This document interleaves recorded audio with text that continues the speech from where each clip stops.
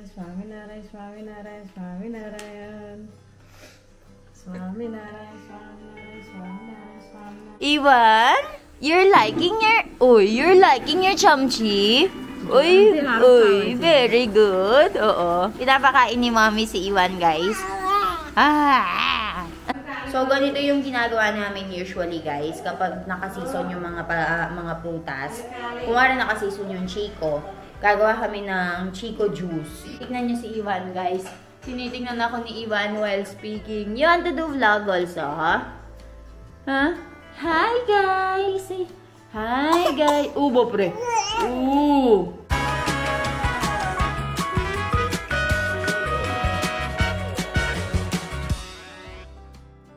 Swaminarayan, Swaminarayan, Swaminarayan, Swaminarayan, Swaminarayan.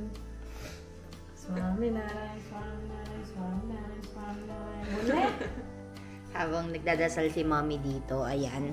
Ako dito, guys, gumawa na ako ng pagkain ni Ivan. So, meron tayo dito pinapakuluan na lentils.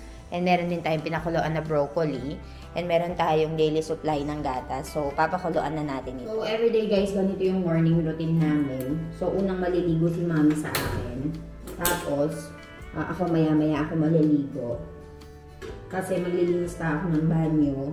At saka ng mga cabinet dito, ng refrigerator. So, si Mommy, unang siyang magpupuja, magdidiwa. Tapos, after nun, sabay na kami magluluto ng pagkain pagkatapos po nakaligo. So, pinaka-init ko lang itong gatas. And after niyang magpuja, tapos na rin ako sa paglilinis ng mga ref, ng cabinet, mga glass dito. So, after nito, after maglinis, papakainin namin si Ivan ng lentils. So, ito yung mga binili nating strawberry kahapon, guys. O, ayan, ang dami. Tapos, itignan nyo naman yung grapes natin. Sang katerba. So, gagawin natin yung juice. Diba, nakapanahon yung mga strawberry ngayon, tsaka mga grapes. So, mamayang hapon, bibili si Mommy ng pineapple and gagawa kami ng ini-stock up namin na juice. So, ganito yung ginagawa namin usually, guys. Kapag nakaseason yung mga prutas, kung wala nakaseason yung Chico, gagawa kami ng Chico juice, Chico pulp. Iaanhin namin lahat ng mga Chico na mabibili namin. Ilalagay namin sa refrigerator. Tapos yun yung i-stock up namin yan for the whole year. So, dito, nakapanahon ngayon yung strawberry at saka yung grapes. So, gagawa kami ng mixed fruit juice. Tapos, yun yung isi-serve namin sa mga visitors kapag pumupunta sila dito sa bahay. And hindi man nasisira yun. So, every year, sa 3 years ko dito, yung ginagawa namin. And tignan nyo si Ivan, guys. Tinitingnan ako ni Ivan while speaking. You want to do vlog also, ha? Huh? Hi, guys! Hi, guys! Ubo, pre! Ooh! Ivan, oh. This is Ivan, oh. Can you see Ivan? Can you see Ivan? Kiss Mommy. Kiss mo, Mommy. Kiss mo, Mommy. Kiss mo, Mommy. Hindi pa siya marunong mag-kiss. Kiss mo si Mommy. Hi. Hi, Ivan. Nasa walker niya lang siya. Huwag mo nasa bunot si Mommy. Kiss mo na si Mommy. Behibang baby habang nag-work kami ni na lola niya. So, ayan guys. Baltaan ko kayo later. Ugasan daw ni Sonal Masi yung mga prutas. Uche. Broccoli. So, ito guys, si Mommy, nag-ano siya ng broccoli. Bini-blender niya. Tapos siya niya papainom kay Ivan. Huwag kang bumbumbarash. Huwag kang bumbumbarash. Why are you shouting? Ha? Uy, nagpapabuhat na ang baby.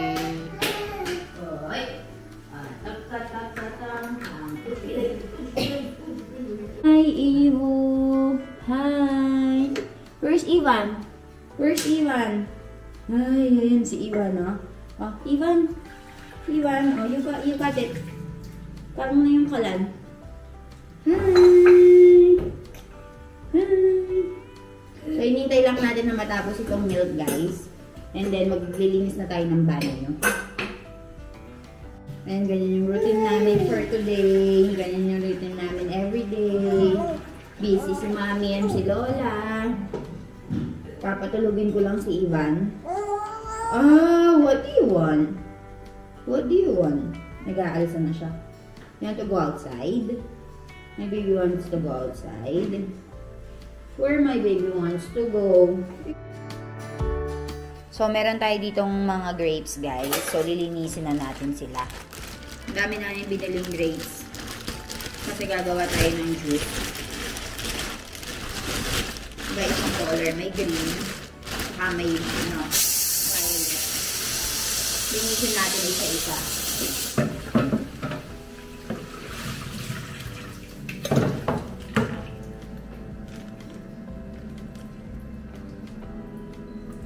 Alisin natin itong mga tangkay-tangkay. Kasi sasama yan sa sasama yan sa may juice natin pag hindi natin inalis.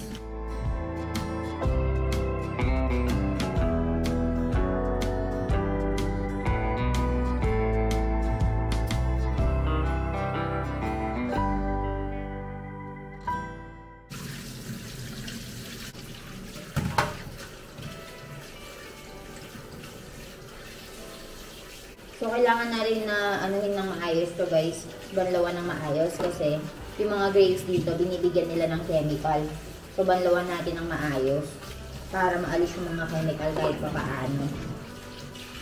And si father-in-law, hindi niya pinapakain sa amin yung mga grapes nang hindi nahugasan. Kasi last time, kumain kami ng grapes, nagkaroon ng allergies nila sa may bibig niya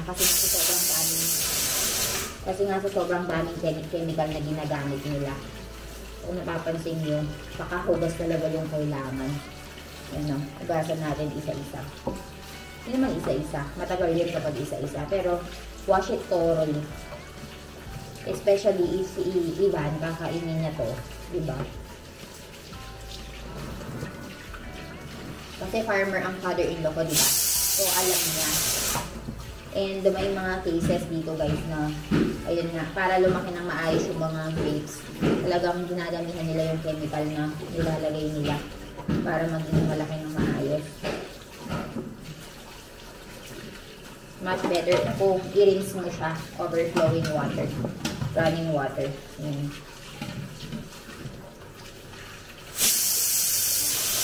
Dito naman, guys, pinapakain nila yung baby ko. Aso ba na dito, mami? Mug? Broccoli. Ay, Ivan, you're liking your chamchi? Uy, very good. Oo. Pinapakain ni Mommy si Ivan, guys. Oo, piwache. Habang ako naman, ayan o, ganyan yung binigay ni Mommy. Habang ako naman, naglilinis ako dyan sa loob. And ito yung binili ko sa Philippines, oh. Cutie, cutie! My baby, such a cutie. Ayaw na. Finish na, finish. Jo.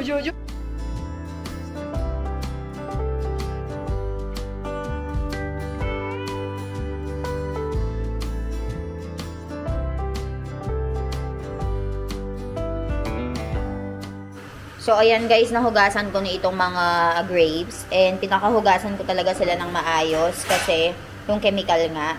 And dito, magluluto si Mami ng suki batata. Mami, suki batata ba na ano siya? So, gusto daw kumain ni Jana ng suki batata. So, Mami will be making it for her. So, meron tayong green chili dito and red chili. May lemon, may curry leaves.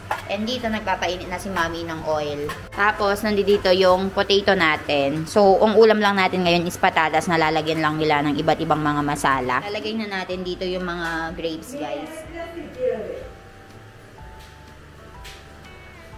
I-spread natin dito, patuyuin natin, guys. May tubig-tubig pa, so isa-isahin natin para hindi sumama yung tubig. Ayan o.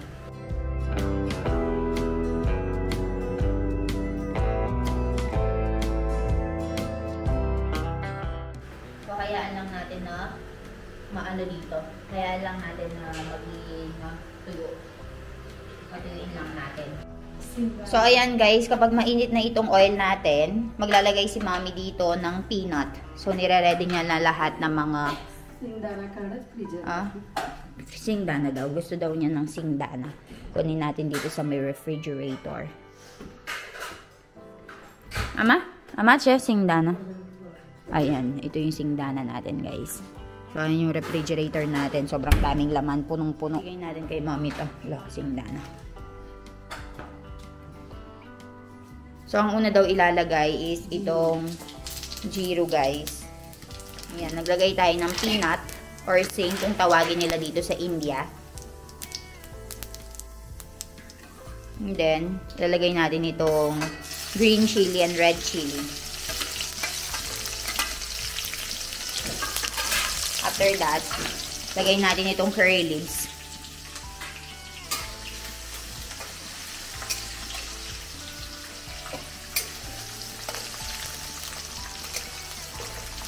So, dyan na lang gagaling yung napakasarap na smell and napakasarap na lasa.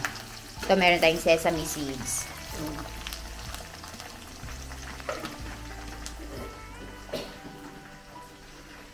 Hayaan lang natin yung maluto, guys. Pagkatapos, lalagyan na natin ng masala. And ilalagay na natin yung potato after some time.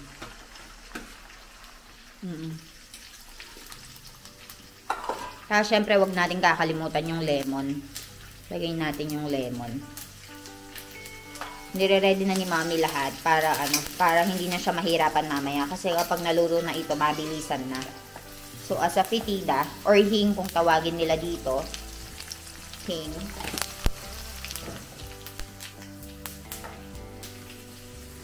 And then, turmeric powder. Tapos lalagyan natin ng tubig. Tapos, water. And then, sugar.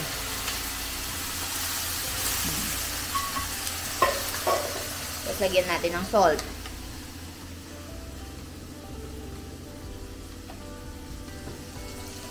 Mix lang natin lahat. And then, yung lahat ng sabaw na yan, guys, sisip-sipin yan ng potato later. Ayan. Mix lang natin lahat. Hayaan lang natin na maluto, guys. And lagyan natin itong lemon para ma-enhance yung lasa niya.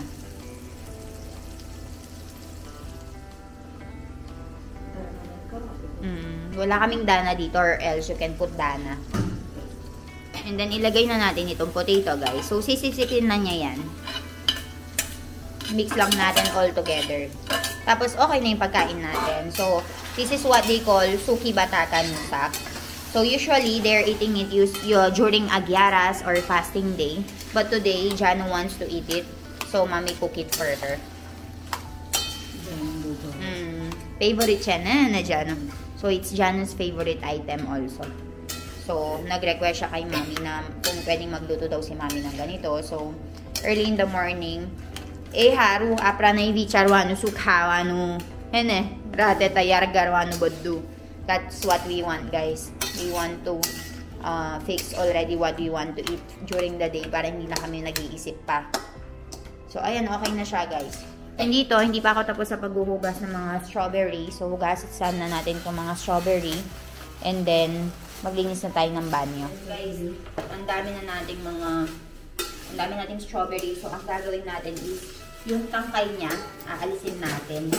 Para kapag mag-aano na tayo, para pag magagawa na tayo ng juice, malinis na lahat and ready to eat na. Ready to make na pala. So, ayan.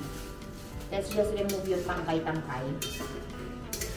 Yung paggawa namin ng ganito, guys, every ay, tignan nyo to, oh, mami dyan. Yung paggawa namin ng juice, guys, every December talaga. Pero, medyo, pero dahil nagpunta kami ng Philippines, diba? So, na-late yung paggawa ni mommy. And, yung season ng strawberry, hindi pa dumarating. Medyo na-late yung season ng strawberry. And, hinihintay muna namin na mag-ship para kahit pa paano, makamura kami, diba? So, ang dami namin binili ngayon. Ang dami din namin gagawin. Bibigyan din namin yung mga in-laws ni Jano. So, gustong-gusto din kasi nila ito, guys. And, hindi nila alam kung paano gawin. So, kami yung magluluto ay gagawa para sa kanila. So, ayun, alisin ko lang itong mga tangkay na to, guys. And then, balitaan ko kayo later.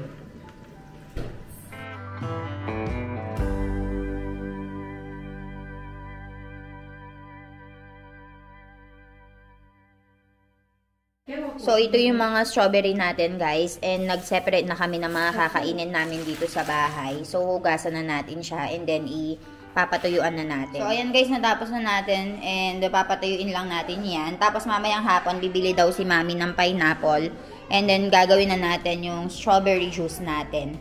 Strawberry, grape, and pineapple juice.